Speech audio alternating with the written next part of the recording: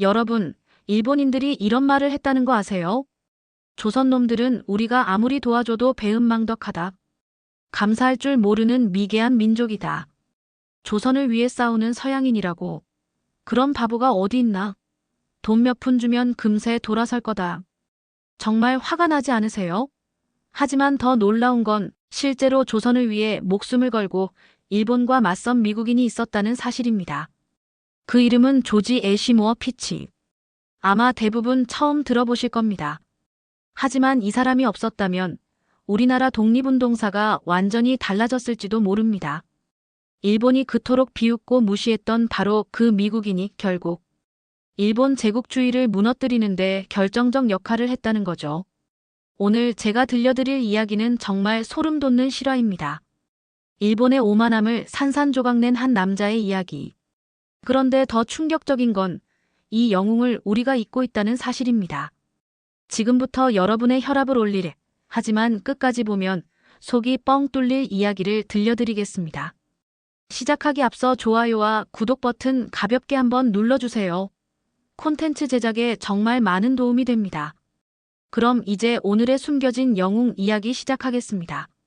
1909년 한 젊은 미국인이 조선 땅을 밟았습니다. 그의 이름은 조지 애시모어 피치. 그는 선교사였지만 단순히 종교만 전파하러 온 게 아니었습니다. 그는 YMCA 지도자로서 조선의 젊은이들을 깨우치고 미래를 준비시키려 했습니다. 하지만 그가 마주한 현실은 상상 이상으로 잔혹했습니다. 일제강점기, 조선은 지옥이었습니다. 일본은 조선인들의 정신까지 말살하려 했고 그 과정에서 수많은 청년들이 절망에 빠져 있었습니다. 하지만 피치는 달랐습니다. 그는 이 절망적인 상황에서도 희망의 씨앗을 뿌리기 시작했습니다. YMCA를 통해 그가 만난 사람들의 이름을 들어보세요. 안창호, 이승만, 윤치호, 김규식. 네, 맞습니다. 우리가 교과서에서 배운 바로 그 독립운동가들입니다. 피치는 단순히 이들을 만났을 뿐만 아니라 이들을 키워냈습니다. 그는 조선의 미래 지도자들을 양성하는 산파 역할을 했던 것입니다. 그런데 1919년 운명의 해가 찾아왔습니다. 3.1운동이 일어났고 일본의 탄압은 더욱 잔혹해졌습니다. 수많은 조선인들이 체포되고 고문당했습니다. 그때 피치가 한 행동은 정말 놀라웠습니다. 그는 미국으로 돌아가 미국 의회를 향해 외쳤습니다. 조선에서 지금 무슨 일이 일어나는지 여러분은 모르고 있습니다. 일본이 얼마나 잔혹한지, 조선인들이 얼마나 고통받고 있는지 알아야 합니다. 하지만 그의 앞에는 거대한 적이 기다리고 있었습니다. 바로 일본 제국주의였습니다. 일본은 피치의 활동을 보고 콧방귀를 뀌었습니다. 조선을 도우려는 서양인이라고 웃기는 소리하고 있네. 조선 놈들이 뭐가 좋다고 자기 나라도 아닌 곳을 위해 싸운다는 거야. 돈 몇 푼만 쥐어주면 금세 꼬리 내리고 돌아갈 거다. 서양인들은 다 그런 놈들이야. 일본은 피치를 진심으로 우습게 봤습니다. 그들은 피치를 불온 인물로 낙인 찍었습니다. 그가 조선으로 다시 들어오는 것을 막으려 했고 심지어 체포하려는 시도까지 반복했습니다. 일본의 압박은 상상을 초월했습니다. 조선을 도우면 너를 가만두지 않겠다.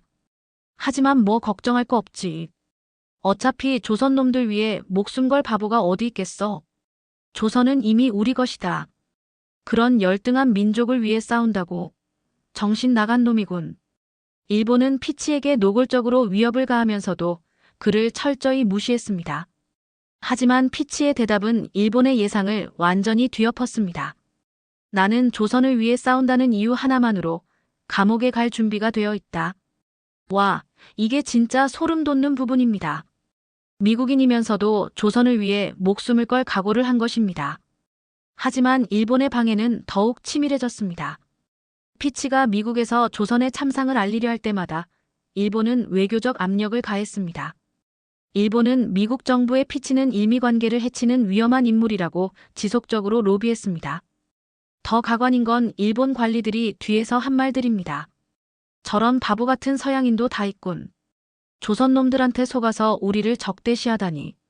조선은 어차피 야만인들이야. 우리가 문명을 가르쳐주는 건데 오히려 배은망덕하게 굴고 있어.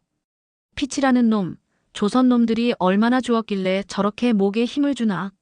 이용당하는 것도 모르는 멍청이야. 심지어 일본 측에서는 피치를 향해 암살 위협까지 가했습니다. 입을 다물지 않으면 내 목숨을 보장할 수 없다. 이런 위협 속에서 보통 사람이라면 포기했을 것입니다. 하지만 피치는 달랐습니다. 오히려 더욱 강하게 맞섰습니다. 피치는 일본의 위협에 굴복하지 않았습니다. 그는 국제연맹에 조선의 참상을 알리기 위해 더욱 적극적으로 나섰습니다. 그가 준비한 자료들은 정말 방대했습니다. 일본이 조선에서 저지른 만행들을 낱낱이 기록했고 이를 증거로 제시했습니다. 1920년대부터 1930년대까지 피치는 미국과 유럽 전역에서 강연 투어를 감행했습니다. 그의 강연 제목은 이랬습니다. 조선의 진실 마이너스 우리가 몰랐던 일본의 잔혹함. 그의 강연장은 항상 만석이었습니다. 사람들은 피치의 증언에 충격을 받았습니다. 특히 그가 직접 찍은 사진들과 기록들은 서구 사회에 엄청난 파장을 일으켰습니다. 이것이 바로 일본이 조선에서 하고 있는 일입니다. 문명국이라고 자처하는 일본이 말입니다. 피치의 폭로는 단순한 고발이 아니었습니다. 그는 철저한 팩트로 무장했습니다. 일본이 조선에서 빼앗아간 쌀의 양, 강제로 끌려간 노동자의 수, 고문으로 죽어간 사람들의 명단까지 모든 것이 구체적인 숫자와 함께 제시되었습니다. 그의 보고서 중 일부를 보면 이렇습니다. 1919년 3월부터 12월까지 일본 경찰에 체포된 조선인은 총 46,948명. 이 중 7,509명이 기소되었고 553명이 사망했습니다. 이것이 일본이 말하는 문명 통치의 실상입니다. 이런 구체적인 자료들은 서구 언론과 정치인들을 움직였습니다. 미국 의회에서는 일본의 조선 통치에 대한 비판 목소리가 높아졌고 유럽 각국도 일본을 바라보는 시선이 달라지기 시작했습니다. 하지만 이것만으로는 부족했습니다. 피치는 더 큰 그림을 그리고 있었습니다. 피치는 국제 YMCA 총회에서 일본의 조선 식민 지배를 강력히 규탄했습니다. 이 자리에는 세계 각국의 YMCA 지도자들이 모여 있었습니다. 피치의 연설은 이들에게 큰 충격을 주었습니다. 우리는 기독교 정신으로 청년들을 지도한다고 말합니다. 그런데 바로 우리 코앞에서 한민족 전체가 말살당하고 있는데 우리가 침묵한다면 이것이 진정한 기독교 정신이겠습니까? 그의 연설은 박수갈채보다는 숙연한 침묵으로 이어졌습니다. 사람들은 자신들이 얼마나 무관심했는지 깨달았습니다. 피치의 활동은 여기서 그치지 않았습니다. 그는 미주 지역의 한인 사회와 긴밀히 협력했습니다. 이승만을 비롯한 해외 독립운동가들에게 그의 보고서와 증거 자료들을 제공했고 이는 독립운동 자금을 모으는 데 결정적인 역할을 했습니다. 피치 선생님이 제공해 주신 자료가 없었다면 우리가 미국 사회를 설득하기 힘들었을 것입니다. 이승만이 실제로 남긴 말입니다. 피치의 활동이 얼마나 중요했는지 알 수 있는 대목입니다. 1930년대 들어 일본의 압박은 더욱 거세졌습니다. 일본은 미국 정부에 직접적으로 압력을 가했습니다. 피치의 활동을 중단시키지 않으면 일미 관계에 악영향을 미칠 것이다. 하지만 피치는 굴복하지 않았습니다. 오히려 더욱 치밀하게, 더욱 전략적으로 접근했습니다.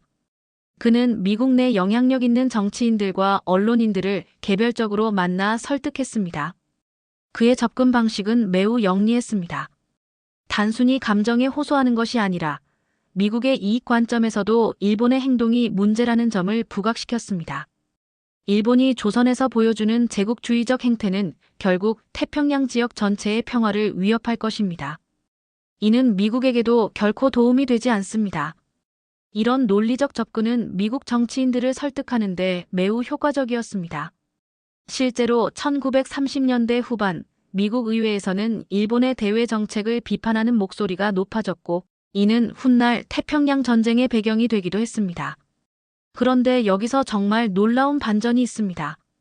일본은 피치를 완전히 제거하려는 음모를 꾸몄습니다.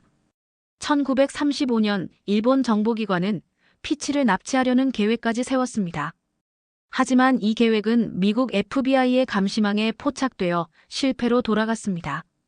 FBI 보고서에 따르면 일본은 피치를 일본으로 납치한 후 사고사로 처리하려 했다고 합니다.